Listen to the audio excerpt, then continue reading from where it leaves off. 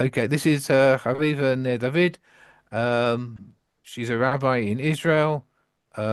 Post-denominational, I think, is how you describe yourself. You're not Okay. linked to any of the various denominations, but obviously not part of the Orthodox rabbinate.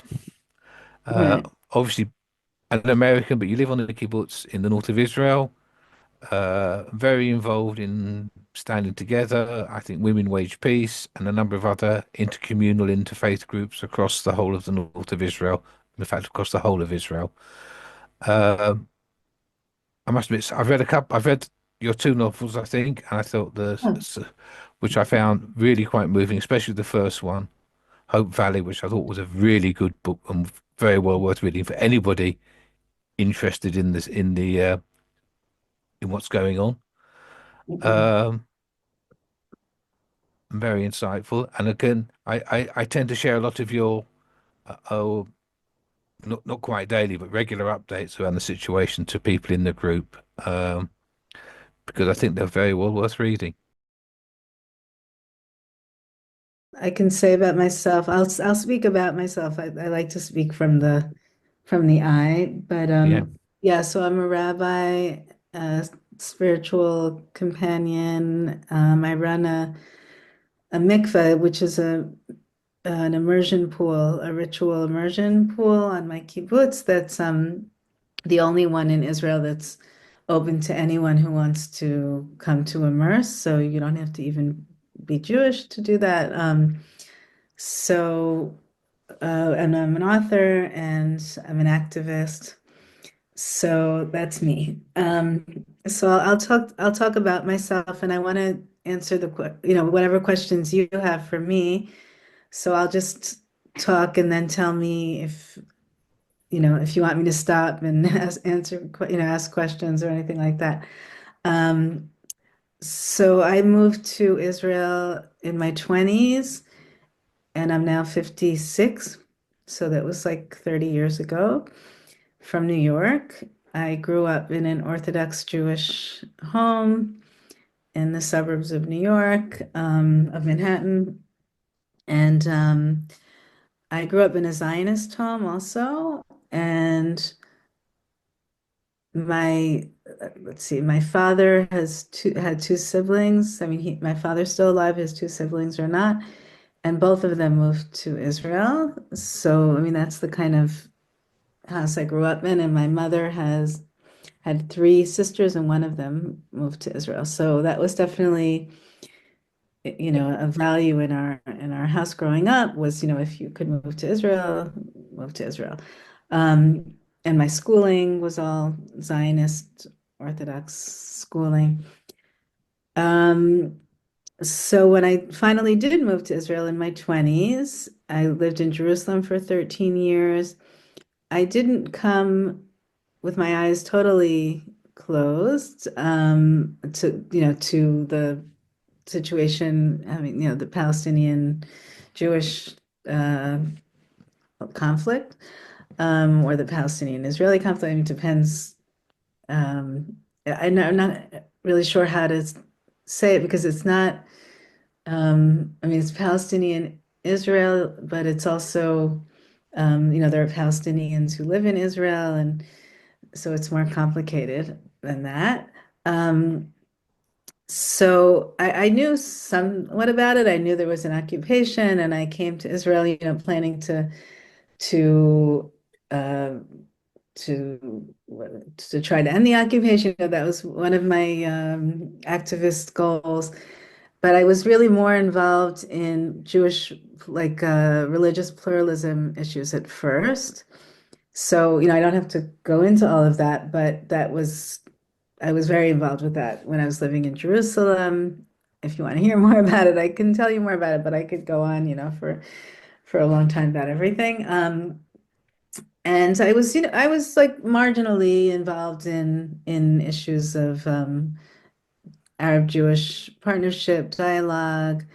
I'm gonna go back and forth saying like Arab and Palestinian because I have friends who call themselves like Arab Israeli, and I have friends who call themselves Palestinian Israeli, and I have friends who call themselves Palestinians who live in Israel, so I'll just kind of use all different terms.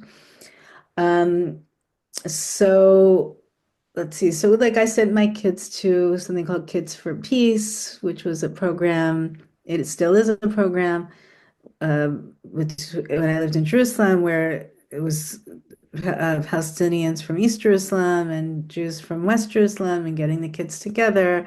And then they would go off in the summer to spend a couple of weeks in out of Israel together in like a summer camp in the United States. And so I was doing that, and I would go to dialogue groups, and but I wouldn't say it was my main um, channel for my activism. And then when I moved to the Galilee, which was like 16 years ago, that's when I started to become, to make that my main form of activism. And it was really because so the Galilee is like 50% Jewish, 50% Palestinian Israeli. And my kibbutz is surrounded by Arab villages and cities. So I actually feel somewhat like a minority, even as a Jew, where I live.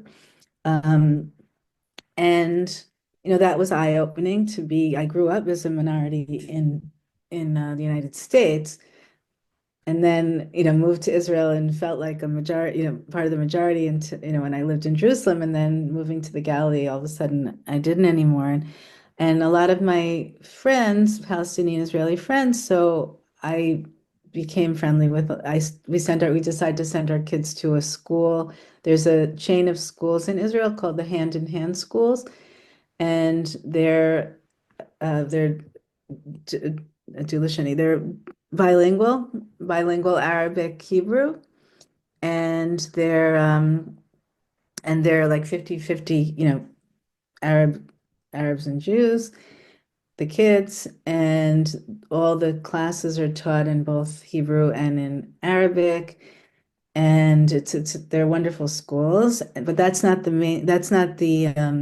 way most schools in Israel are. Most schools in Israel are either uh, Arabic speaking or Hebrew speaking or religious or secular. Like it's very segregated, the school system.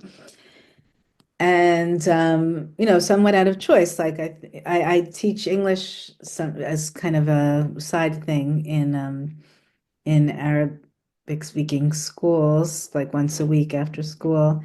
And I wouldn't say that the kids there like all want to go to a mixed school. Some might, but I wouldn't say it's like segregated, meaning that it's not segregated like for out of force segregation. It's just what I think a lot of people want, but I don't think it's the best thing.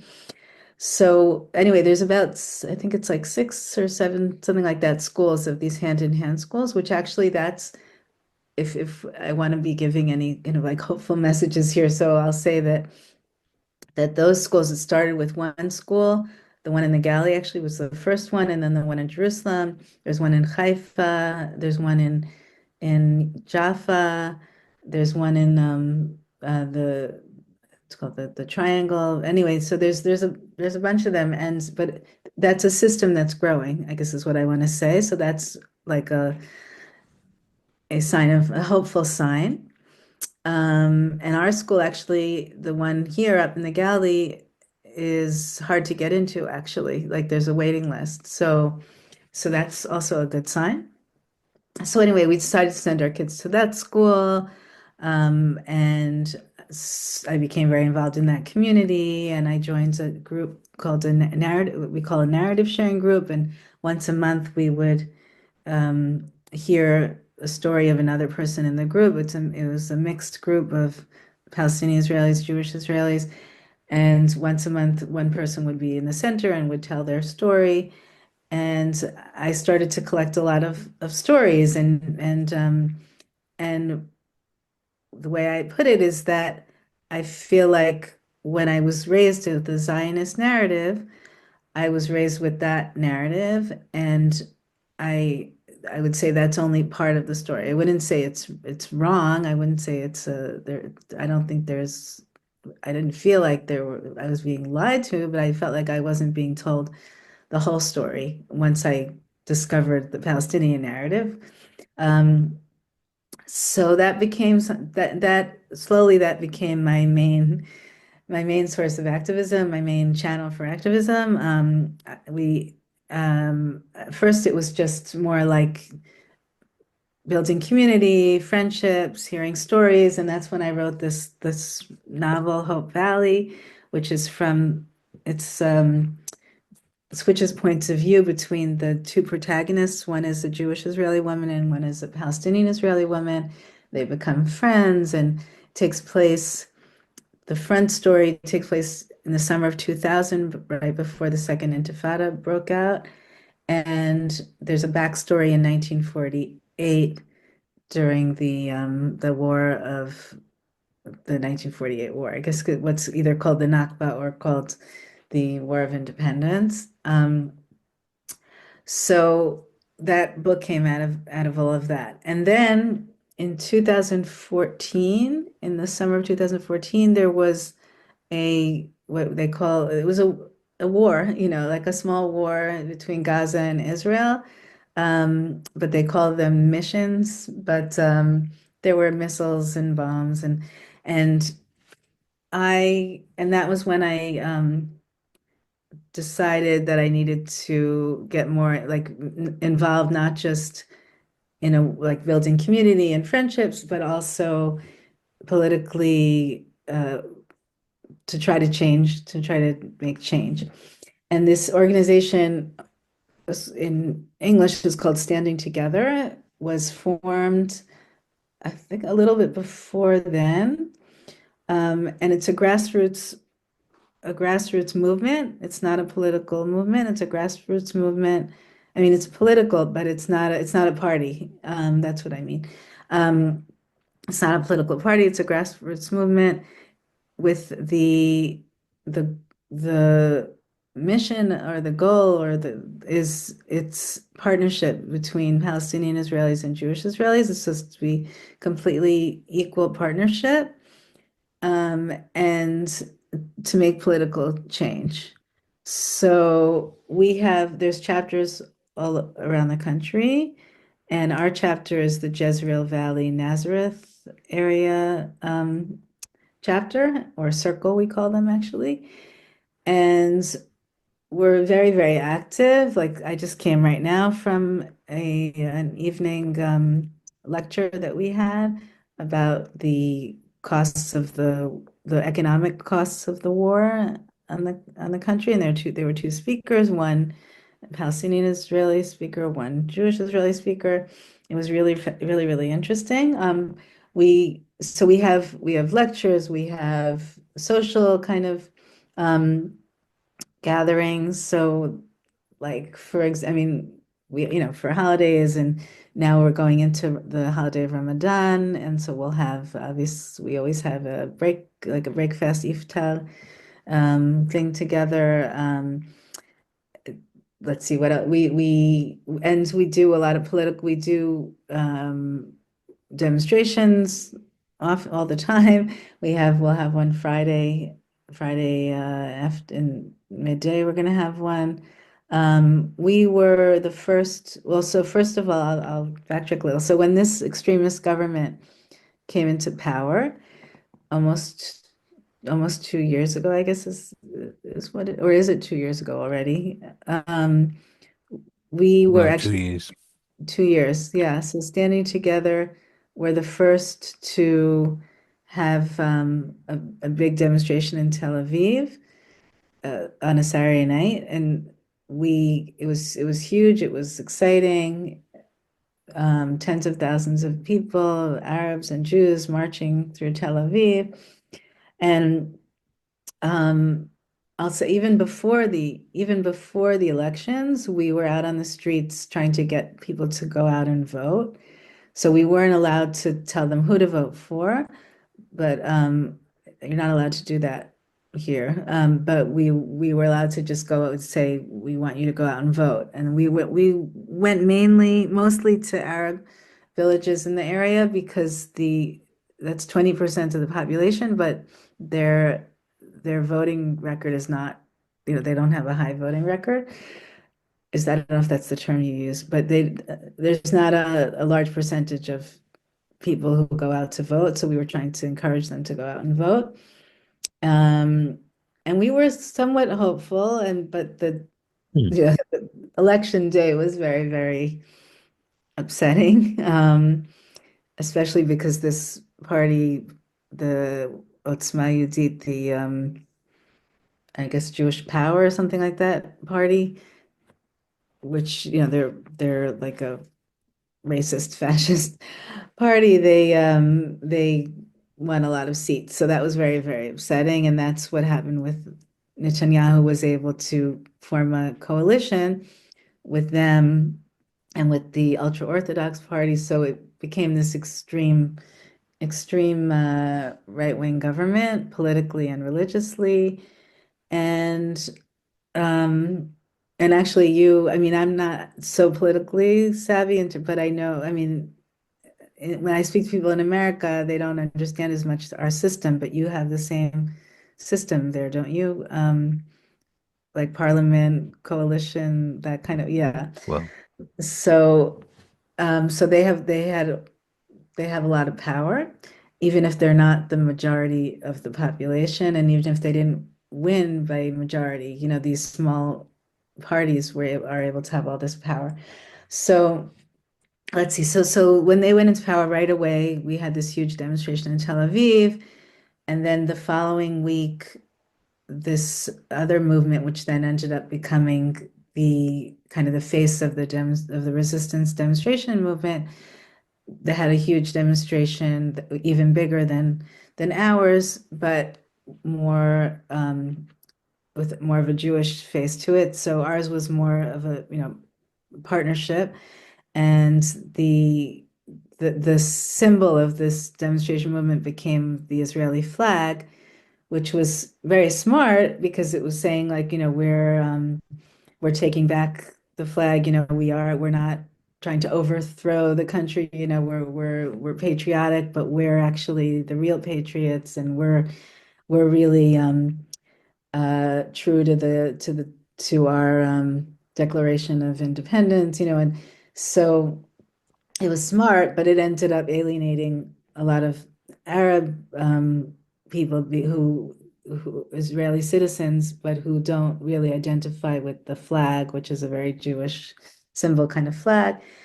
So anyway, tell me if you want me no, to, no, that's but I can keep going. Okay. So that was a year of demonstrating, and it was actually by the end of, or not a year, I guess it was until October.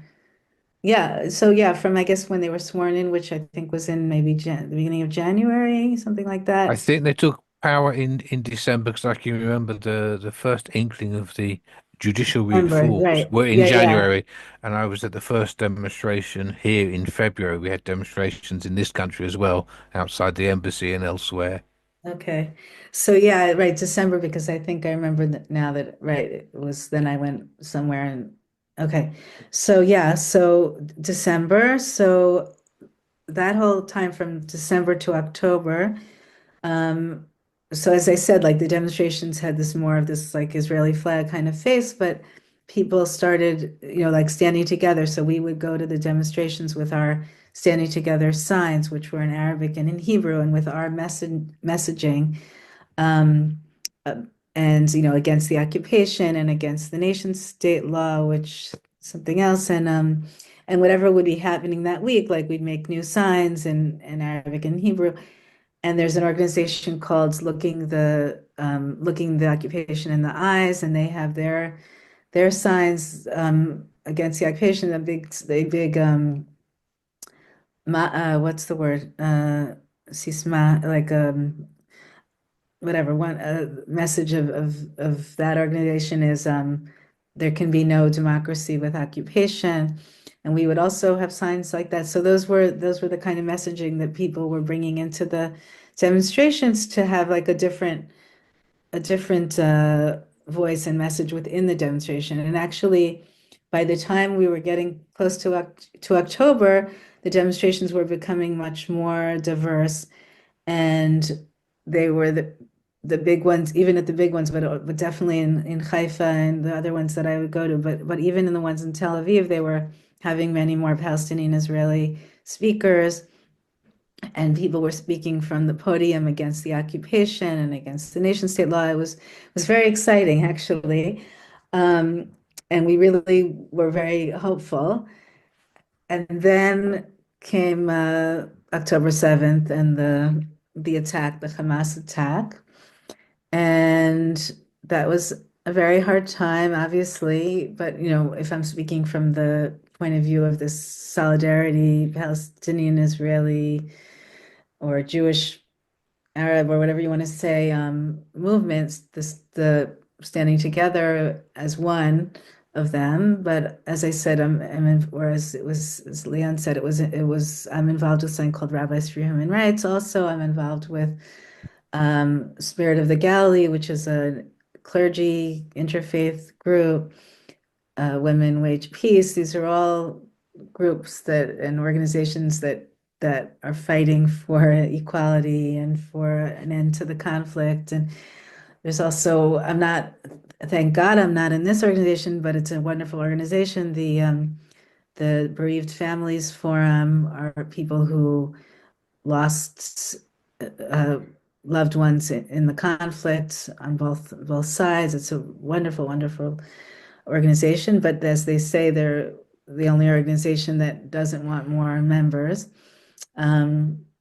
So thank God I'm not a member of that. But I support them. And so yeah, so October 7th. So what we tried to do right from the beginning was to try to keep our groups together.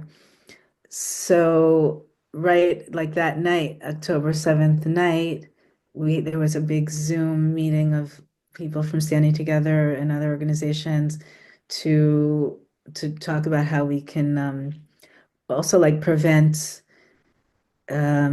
uprising, to prevent violence, to prevent rioting. Because in the other, what I didn't say with Standing Together, when I first joined Standing Together in 2014, one thing we were doing was standing on street corners and holding signs saying that we are against the violence because there was against rioting because there were lynchings going on then. That was in 2014, and there was rioting in the streets.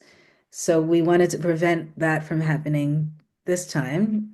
And actually, it didn't happen, which is that's another very like positive kind of like light in this whole time, because I remember on October 7th, Hamas we're calling upon the Palestinians in Israel to revolt, and they didn't actually. So that was a very positive thing. Um, and since then, I mean, we got together right from the beginning to paint signs, like big banners together, saying things like friends even in hard times, and we hang them outside villages and between our towns and villages. We were handing out flowers in hospitals. The hospitals all went underground during that time, and we would go together and hand out flowers. I'm trying to think of all the activities that we did. I mean, so part of it was to keep us together, to keep us meeting, and people were scared to go out also. There were with the missiles but so at first we did a lot of things on Zoom, and then we started to actually go out and do things together. Um, and then we started to have conferences also that were speaking out also against the war and to call for a ceasefire and a ceasefire hostage agreement. This was back then. And then we started finally demonstrating against the war and for a hostage ceasefire agreement. I think it might have been, I should have checked, but I don't, maybe it was a couple of months before we did that. And um, let me just see. I had made some notes if there's anything. And also the demonstration stopped for a while. So after October 7th, like right when October 7th happened, so first of all, people were called up on reserve duty, like tons of people. So a lot of the people who were out on the streets demonstrating were then going were called up on reserve duty. There's also a big part of the demonstrations an organization called it's like Brothers in Arms, I guess is sort of the I think is the would maybe the way that you would translate it. And it's like people who served in the military who were against the government. So a lot of them, were called up. And people just the country kind of like fell apart in some ways. Everything wasn't working. And so people went out to just volunteer. And so the government failed. The government didn't step in to help. So people had to do that. So it was just that's what a lot of the energy of people that had been out in the streets demonstrating went into going out and picking fruit and vegetables because the people were displaced from the north and the south because there were also missiles coming in from Lebanon. So people had to be like moved, and then we were putting up people on our kibbutz in every place you possibly could fit people. Um, and we also had soldiers stationed on the kibbutz. I know I run the mikveh, as I said, and there were soldiers coming to immerse in the mikveh all the time. It was an interesting time. And so, right, so because people had to abandon, first of all, also the foreign workers all left, and so there weren't foreign workers to be helping with the agriculture, but also some people had to abandon their agriculture, and so there were people going all the time to pick fruits and vegetables. There were people trying to also help the people who were displaced. Kids were out of school. People were going just to like do activities with kids. I mean, just all kinds of stuff. It was a very intense time. Um, and then eventually the demonstrations started again, the anti-government demonstrations, but they also included trying to push for a hostage ceasefire deal, and there's Hostage Square in Tel Aviv within, I think it was like a few days of when the war started. People got together to try to support the hostages' families. And so there's a square in Tel Aviv um, in front of the Tel Aviv Museum that just became this hostage square, and it still is, over 500 days later. And now there's huge demonstrations in the square every Saturday night and other days too. And every day there's activities there. And so let me just see. Also, the day before October 7th, we had a picnic. Our Standing Together Circle had a picnic. And so it was just very, like very surreal, like that we had a picnic together. We were all feeling very hopeful and happy and together and in our partnership. And then all of a sudden the next morning was the attack. Um, um, there's another big issue that was even before the war, which is the organized crime in the Arab, what we call Chevra Haravit, the Arab society here, is terrible, terrible organized crime, killings all the time. Just was it yesterday or 2 days ago, a 17-year-old young man was killed in a village called Tamra. Um, and there was a big march the next day. And so even before the war, this was really bad. And that week, the week before October 7th, there had been a few killings, and we had gone as a group. Our Standing Together circle had gone we to go to the mourning tent of the family, which is something else that we do a lot together, unfortunately. Um, and now, for a while, right when the war started, the killings stopped for a little while, and now they're in full force again. So that's a whole other issue, and the negligence of the police force here in doing something about it is very upsetting. And also since the war started, there have been a lot of arrests of Palestinian Israelis who sometimes, who post something on Facebook, in sympathy with the people of Gaza or against the government. And I think almost every case they're just let out, but it's more of like a scare tactic to try to silence them. So we've also been very involved in that as a movement. I'm just looking at my notes.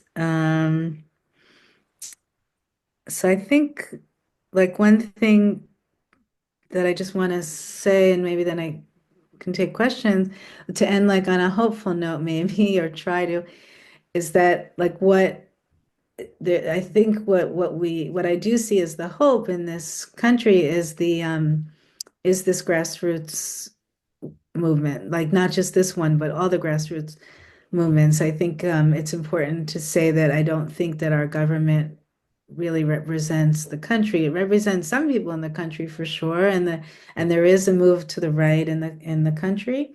But I think at the same time, there's a move in some ways to, I don't know if I'd say to the left, I guess like, for example, these hand-in-hand schools flourishing or standing together has grown a lot over the past, since the war started. Our circle has doubled in size. Um, so I think that there's two kinds of things going on at the same time. And maybe the move to the right is even a backlash against some of this other stuff that's been going on over the years. Um, and I think, I feel like the society gives me hope, like the fact that this resistance movement has been going on nonstop since this new government came into power is a really big deal, I think. I can't say if there are other countries that have had such a long, big resistance movement like this. But I know that it's very, very impressive here, that it's still going on, very full force. I mean, my phone, I'm in like, I don't know, hundreds, I don't know if that's the right number. It feels like hundreds of WhatsApp groups, but maybe it's more like scores of WhatsApp groups that are all related to the resistance movement. And I'm constantly getting messages about protests and other kinds of sit-ins and um, activities. And to I didn't also mention that I have on our kibbutz, we have a minister in the government living just a few houses from me. So we're in front of his house demonstrating, 1 to 3 times a week or so. Um, so it's just on so many different fronts. And did I forget any? I mean, there's just so it's huge. And that gives me hope. This and people who have like turned over their lives to be involved in this, people who are doing this full time, I mean, it's quite amazing. So whether we'll succeed or not is another story. I don't know. I'm not a prophet, but being involved in it definitely gives me hope. And even just this thing I was at tonight, this lecture that I was at, it's just really heartwarming. The room was filled with Palestinian Israelis and Jewish Israelis who were all friends at this point and talking about the whatever we're talking about, but tonight the economic uh, price that we're paying, for this war, and just to be able to do all these things together and to know that we are friends and we do meet and we do go out to the streets together and demonstrate, and that's all we can do is just keep going. I mean, one thing we say is that despair is not a plan of action. So that's what we try to remember, that and to try to have hope, because if you give up hope, then what else is left? So I feel like people say to me, "Oh, it's not, it's not doing anything, it's not doing enough, whatever." And I say, "Well, if I don't do anything, then it certainly won't, then there certainly won't be any hope." So and my book is called Hope Valley, and I wrote this is, I mean, one of my books, but the one that's on this subject is Hope Valley, and I wrote it before the war. But even when I was doing book talks for the book, and I remember one of the times I was doing a talk, and there was rioting going on outside on the street. This was when would that have 2020? It was during COVID 2020, I guess. There was also another one of these war wars with small wars with Gaza. I'm not so good with years and remembering, but I remember that, like sitting here and that was going on then, and I was thinking in the book there's also scenes like that, and it's just history kind of keeps repeating itself, but we need to find a way to get out of this cycle. And there are definitely, people trying to do that, trying to, saying that maybe, I guess one hopeful thing could possibly be that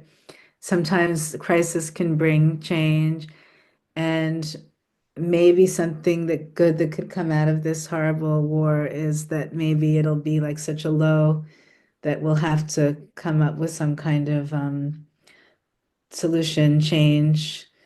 So yeah, I'm open for questions. I'm sure there are lots of things I didn't talk about, but One of the things I think that people don't realize is the economic effect on Israel, because it's been 15, well, 16 months now of basically a wartime economy. I mean, hmm. is Israel surviving economically? Can it carry on like this with so many people called up into the army? Um, I know a lot of the farmers are struggling, but what is the situation economically?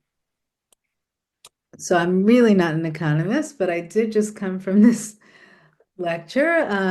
And I mean, they were saying that, we're not going to collapse right now, but that what's happening is that the government has decided that they're going to start like taxing, um, what do they say, like things that are going to hurt the common people, and not they could have chosen to tax like the very wealthy, but they didn't.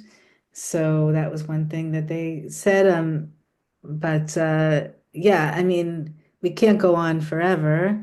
They also said that there's two different schools of thought. Like one school of thought says that, oh, like war is good for the economy, and then another school of thought that says war is bad for the economy. The people that came to speak to us said that they think war is bad for the economy. Um, and and anyway, war is horrible. Like, I mean, if it's just uh for example, I mean, I have seven children. One of them is 21, like, and his friends were all fighting in Gaza. He wasn't because he has a muscular disease that I also have, a genetic one. But I mean, two of his friends were killed in Gaza, and his best friend was severely wounded. I mean, it's just this has been our life, and then the hostages. I mean, everybody, it's such a small country. I we're friends with, I don't know if you know names of hostages, but Hirsch Goldberg Pollen was one of the hostages, one of the six who were killed on the end in the end of August. And we're friends with his parents and people just around who live around here. There were people who were taken hostage, like people who even though we're in the north and this happened in the south, but there was this big party, a festival, and so people, lots of young people from up here in the north went down to the festival and were killed or kidnapped. I mean, it's just so. I mean, you asked about the economy, but like this is bringing me to just say how it's just been a devastating time for we're just it's like for already a year and a half, you can't ask somebody how are you. It's just because everybody's bad. So so how much longer can we go on like that too? So it's just the morale is so low. The yeah. And this, this past week with the four hostages bodies coming back, and tomorrow is the funeral of one of them, Oded Lifshitz, who was a peace activist, who would, he was part of a group that would, because he lived right on the Gaza border, who would take sick children from Gaza to hospitals in Israel, and he was killed. And he and his wife were both taken hostage, and she came home in the first agree hostage. I mean, what do you call it? Not a, I guess a swap Exchange. Yeah. exchange. Thank you. She came back, and I actually just listened to. She was interviewed way back then, and I listened to the interview again a couple of days ago, and they asked her what she thought would happen with her husband Oded, and she said that she assumed that he wasn't gonna live, that he wouldn't make it, and he didn't. So anyway, his funeral is tomorrow, and then the Shiri Vivas and her two children are on Wednesday.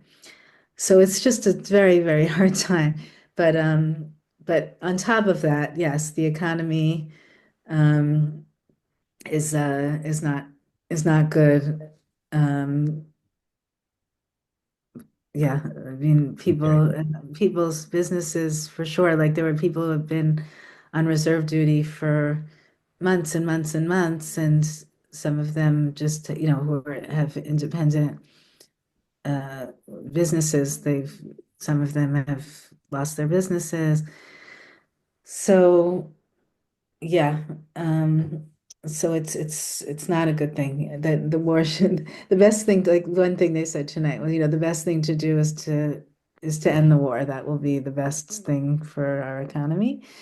Um, so yeah, so if that answers that. I've been to the Galilee once, and I stayed in Kibbutz Lavi in the Galilee. So I'm just Oh, right curious how here. far your kibbutz is from Kibbutz Lavi. It's close. Yeah. I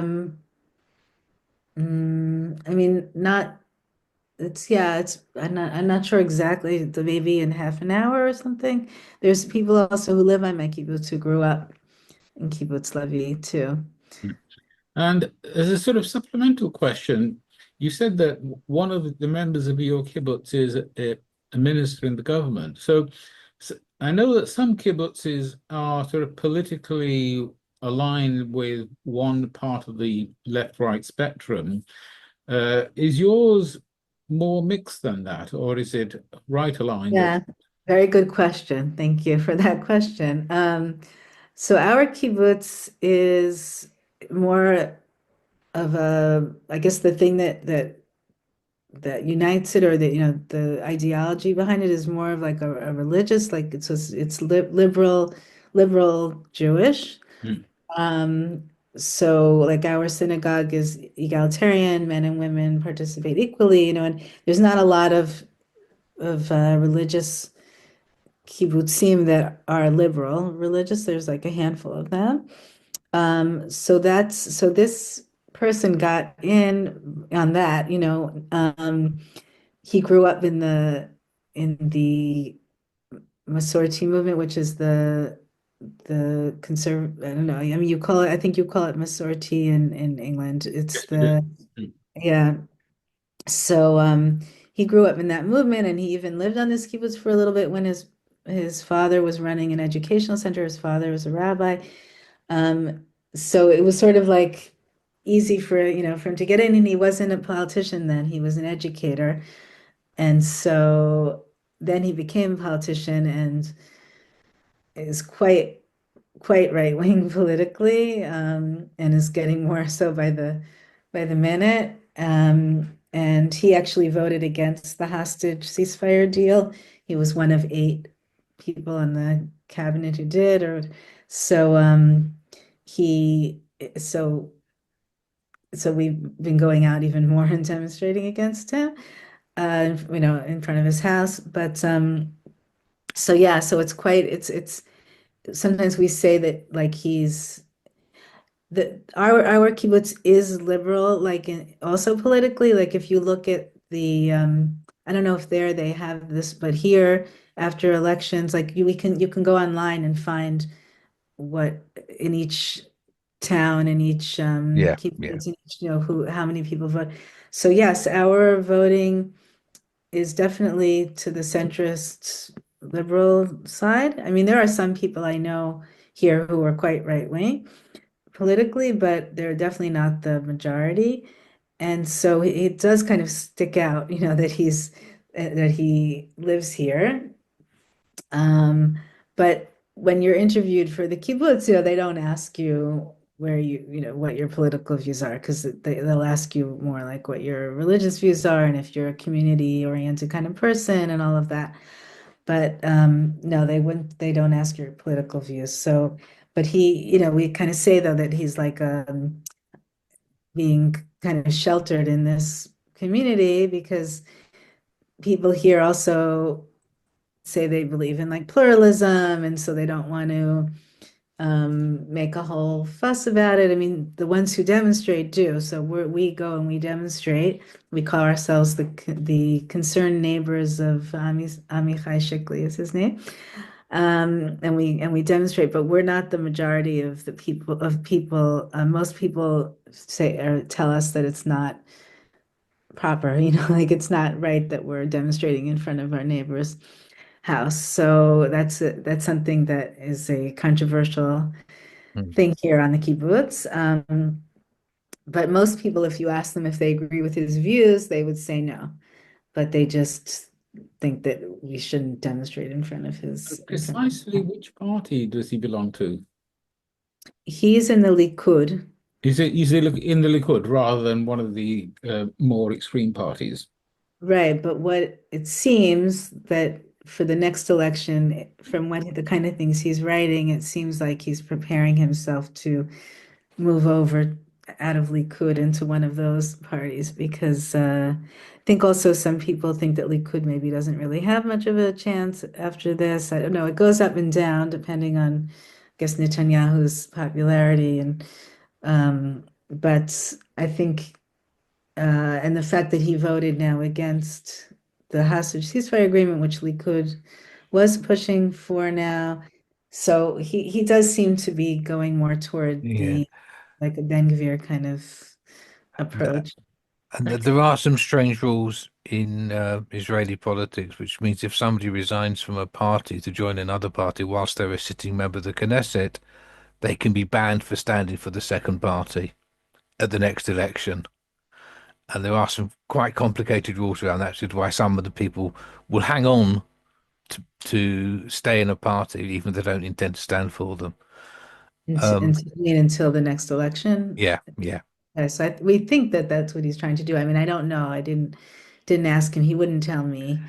He actually blocked me on the phone. So, I used to send him messages, very polite messages, just sending him information and things that I thought he should know. And then then yeah. he, I saw some of the pictures of the police. I think it was from your video of the police blocking people demonstrating outside his house and people coming to the kibbutz to demonstrate.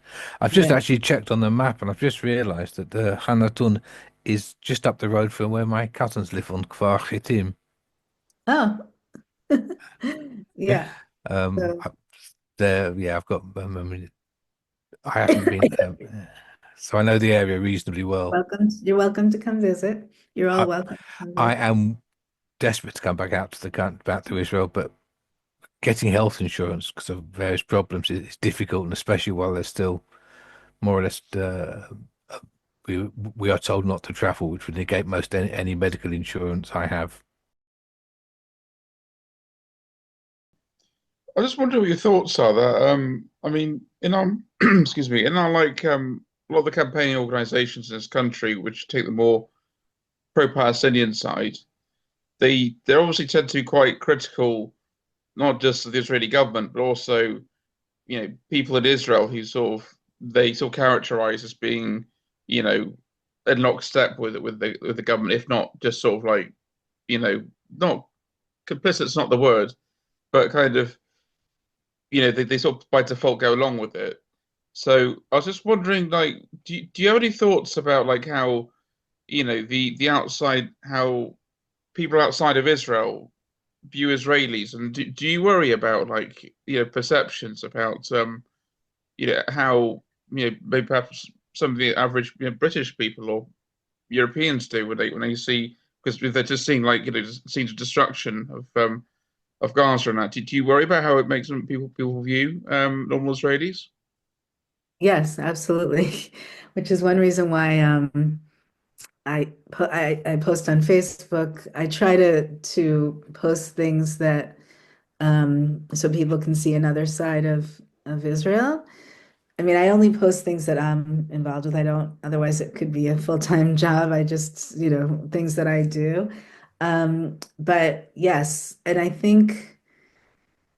um, I think the media is one of the reasons why that's the case, which is because there's so much that's happening here. First of all, if people think that people are not resisting the government, that's just so not true. I mean, as I said, there's like this huge resistance movement that's been going on since the government came into power, and which is very worthy of being covered by the press. So it's baffling to me that they wouldn't be reporting on that. I mean, every Saturday night there's a huge demonstration. There are huge demonstrations all over the country every Saturday night, but also throughout the week. There's things happening all the time. Um, but I do worry about, yes, like I think that there's a lot of demonization of Israelis, and then even the peace activists, like often I'll see people because they'll say that we're normalizing the occupation or whatever by living here. Um, and I mean, I don't agree with that. I mean, I think that you can live in a country and try to make change from within. Um, and also a lot of people have nowhere else to go. Like it's not as though everyone can just get on a plane and go live somewhere else and have citizenship, so yes, but I am concerned, especially because of the media and also because of social media, because social media can say whatever people can say whatever they want, and there's no checks on it or anything like that. So yes, I think that is very concerning. Um, and I don't know. I don't know that Israelis are like so worse than anybody else in the world. I mean, I think we're just human. So there's right-wing Israelis, there's left-wing Israelis, there's centrist Israelis, there's and I think also, even though I'm not right-wing and and I don't I think that also, I can understand why people might be fearful and all of that after the October 7th attack, because it was really like extremely devastating, and it's still going on, because the hostages are still there. So it's like this wound that hasn't started to heal yet. So and there's people still displaced from their homes, and so there's a lot of trauma. There's a lot of trauma. But I also think that it's that if people think that everyone supports the government, then that's not true. I think even statistically, it's not true. I mean, I don't know how much surveys can be counted on, but people, I think it's 70% they're saying maybe or want to end the war and just and finish finish the ceasefire hostage agreement. So if now the government ends up not continuing it, like that's not because that's what the people want, as far as I know and can see. So yeah, and I think, I don't look so much at I look at, I look at like Times of Israel for news and something called Ynet, which is Israeli, and I'll look at the New York Times sometimes. But I don't know, what do you have? Is it The Guardian? Is that Yeah, what? the Mm, Yeah, guard. yeah. The Guardian. Um, and I don't, are they covering at all any of this The resistance? the it gets mentioned from time to time on the BBC that there's been a big demonstration, um, and it occasionally pops up in the papers, but I don't think many people in this country realize the amount of opposition there is to Netanyahu in Israel. Um, That's one of the things I try and do is to try and make sure people are aware that Netanyahu does not speak for all Israelis.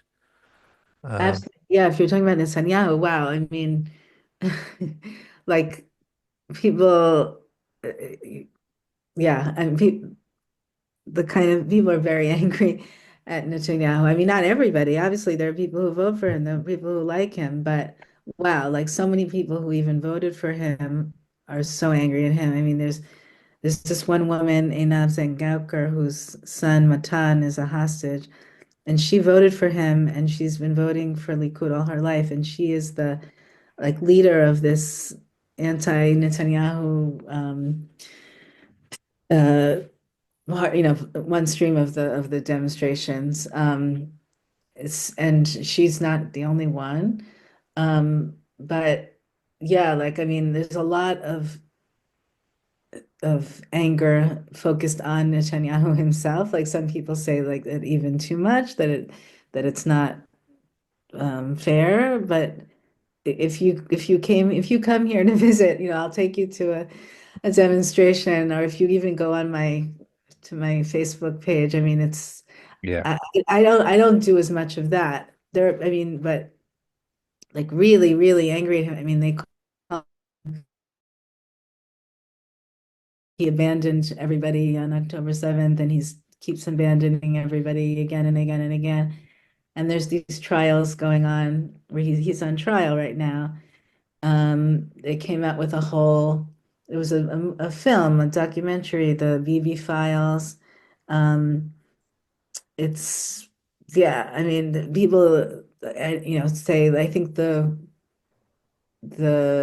motto was like anything but BB, for the elections. I mean, it's just, there's a lot of, really, really a lot of hate for him. Um, which so yeah, I mean, definitely not the whole country loves Bibi, and I don't know, it's like, I mean, sometimes they'll say that for sure he's not going to win if there's another election, and then sometimes he'll do something and people will say that the his popularity goes up again a little bit, but um uh and the fact that he hasn't taken any responsibility for what happened, and also the fact that he's been giving money to Hamas all these years. I mean, that's all coming out, and people are talking about it all the time. um, So, I, th I it's think the other thing people in this country have to understand is, as I speak to you and I speak to other Israelis, a lot of what we see on the television here in our country is not shown in Israel.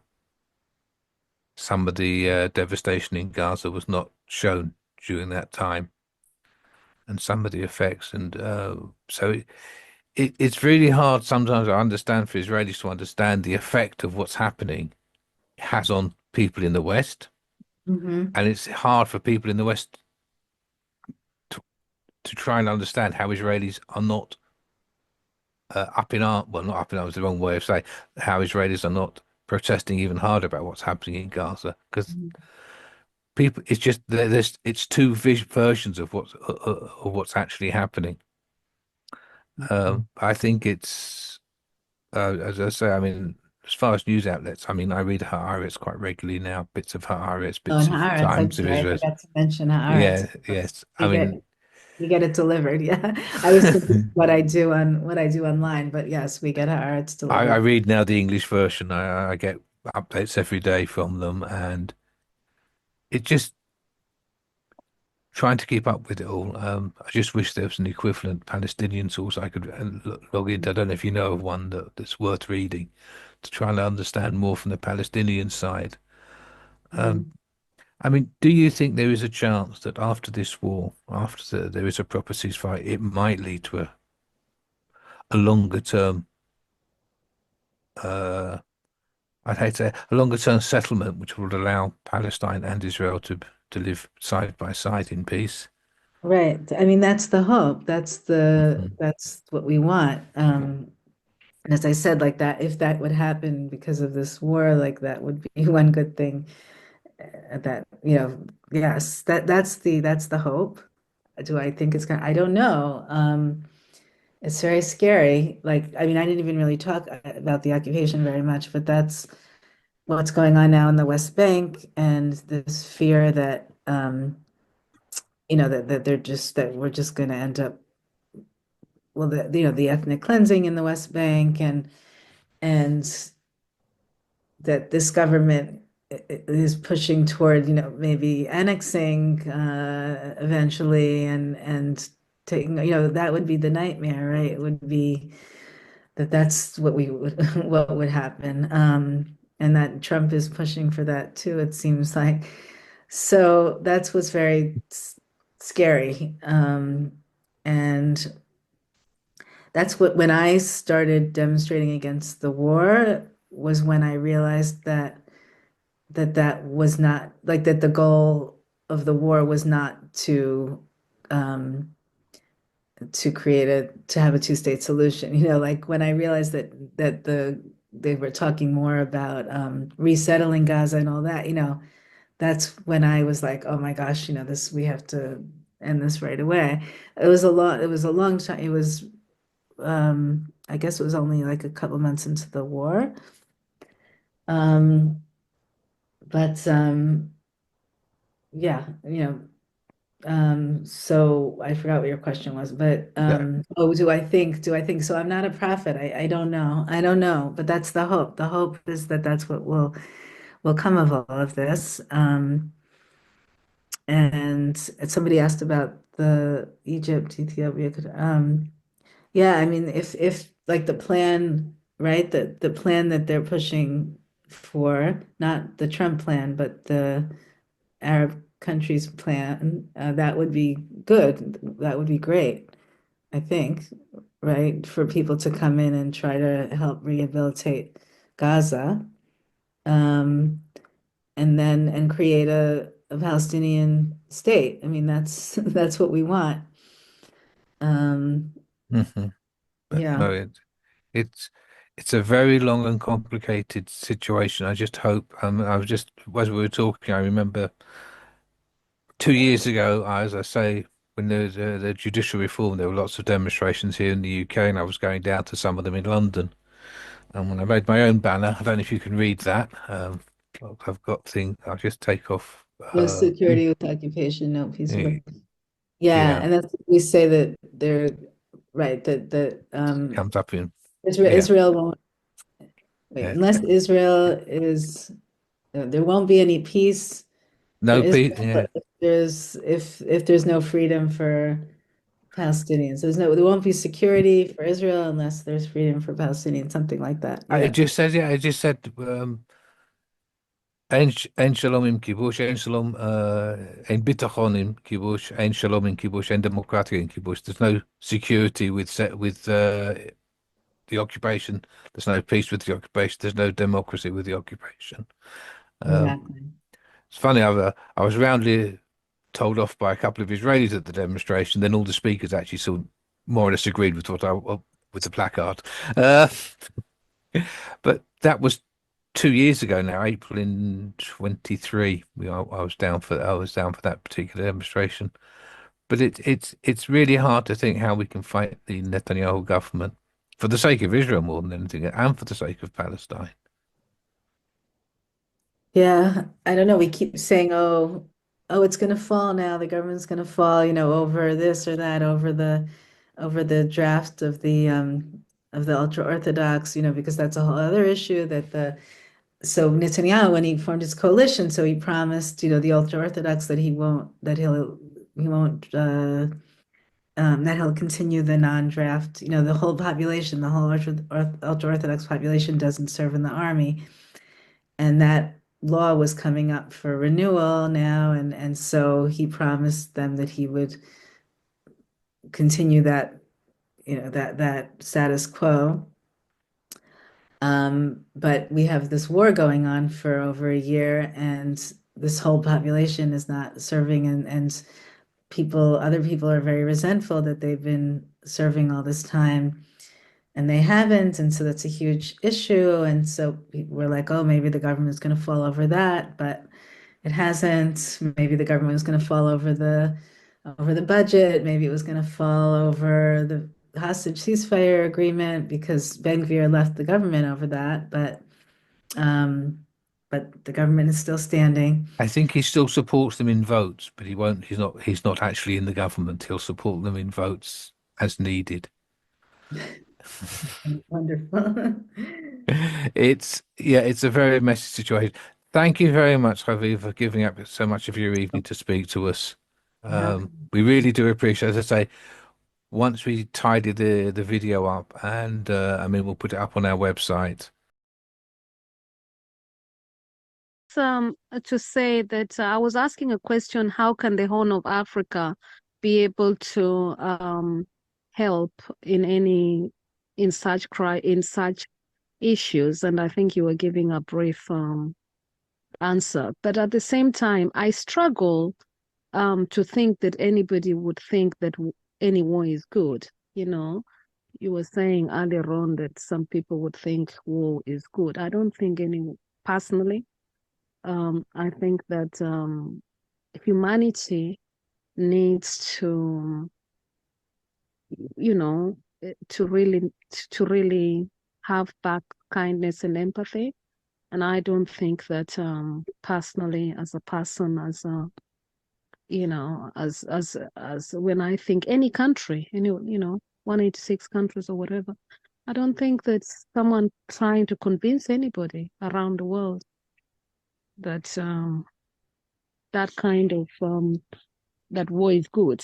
I mean, I would struggle with that, Leon, personally, but again, I think we all struggle with that. Unfortunately, there are people who do think war is good. There are people on both sides who see violence as a way to get to their political ends, and the demonization, the dehumanization of the other side plays a part in this, so that the people on the other side are not human, so therefore fighting them is not a problem. And that I can see on both sides.